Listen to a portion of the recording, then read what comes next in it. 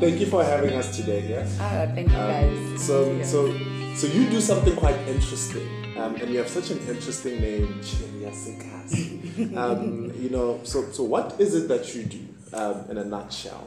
In marketing jargon, they will say we are ideation specialists. I finally have found this kind of like comfortable lane where I can marry both my worlds, because I come from an advertising background, but my career has been predominantly marketing. Correct. Which I think has given me an advantage, you know. So when we created the business, we knew that brands were not in touch with what's happening on the ground, especially with this new Black consumer. Correct. I like to say to my clients, there's this new world of consumerism in kind of LSMs, if they put it still in that world. Yeah. Like 5 to 10, right? Yeah. Because the Black community is so diverse. You could have someone living in a township, driving a Porsche, living in a double story, living a Santon life in the heart of Deep Kloof, you know, and have a typical Ditomboweni come from a township and become the man that he is. Yeah. So that's the joy of the township, right? It's that diversity, it's that mixed masala-ness. So we had to find a name that said who we are. Because our essence is Black consumer facing. Okay, cool. It is this new consumer that I think a lot of traditional advertising and traditional marketing is not aware of, because we're a constantly evolving consumer now, right? Yeah. You know, 15 years ago, there wasn't any of that. The Black consumer was boxed. You know, that Black consumer was advertised to in a certain way, or marketed to in a certain way. Coming from a house, for example, where there was a lot of kids, we were forced to always think creatively, and you know, you're fighting with your brothers all the time. There's so many things we couldn't access back then that we can now. And how do you speak to this new person that's got the exact same taste levels as a non-Black consumer?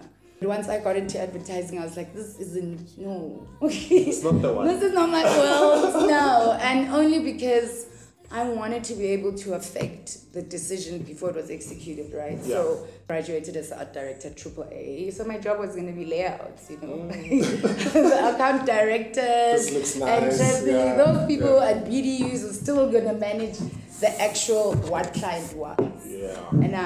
And AAA was great because you studied your art direction as your specialty, but you also got to do marketing communications as a secondary diploma, right? Because I came from a typical advertising environment. I saw everything in either visual or a piece of content or something like that. So it was hard to now put it into a strategy document. Sure.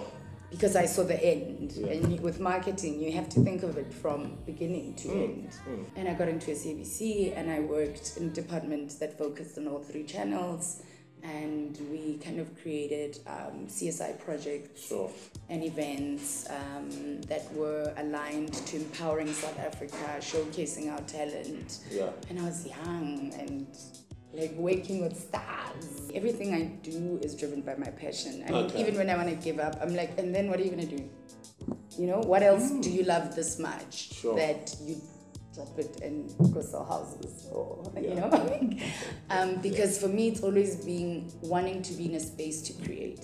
So I've never been afraid to start from scratch. Having a diploma gave me the confidence that I can get a job. And that was it for me. So everything else was like, I'll risk.